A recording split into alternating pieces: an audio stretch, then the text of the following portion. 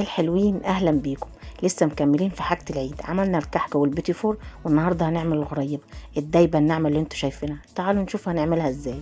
ده مقدار واحد، 2 دقيق، قدامه كوبايه سمنه ونص سكر. يعني 2 دقيق وكوبايه سمنه ونص سكر، ده مقدار واحد. السمنه متجمده زي ما انتوا شايفين، بس مش متجمده قوي، يعني حطيتها 10 دقايق بس في التلاجة. باخد كوبايه السمنه وعليها نص السكر، ممكن تزودي في المقادير براحتك، وبضربهم لحد ما تبقى كريمه معايا زي ما انتوا شايفين. بقت كريمه خالص معايا. وبعدين باخد الدقيق بقى كوبايه وادخلها في المقادير، وبعدين اخد الكوبايه التانية. وعشان كل دقيق بيختلف عن غيره، انا هو عجنت الكوبايتين بس ملزقه قوي في ايدي، لسه ملزقه قوي.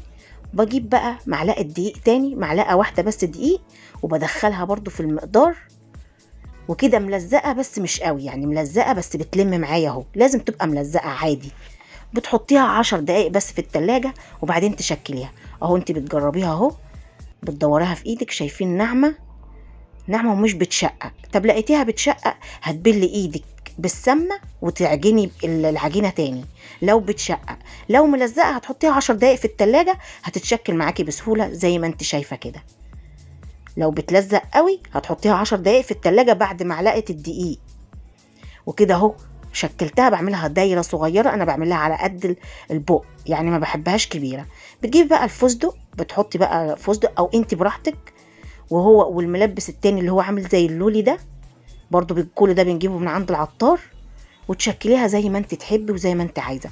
بكون مسخنه الفرن على درجه حراره 150، تكون سخنه قوي، تدخليها على درجه حراره سخنه، وبتسيبيها 7 8 دقايق كده، بتظبطيهم على الموبايل. انا كده سبتها 8 دقايق، ممكن من 8 ل 10 حسب الفرن بتاعتك.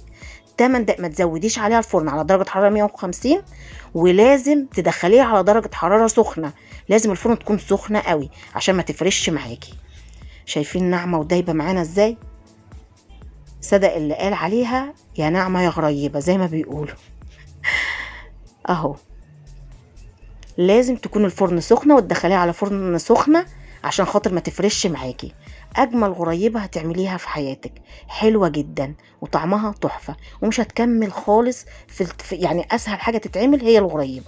يا رب يكون عجبكم، وبالهنا والشفا لكل اللي يجرب.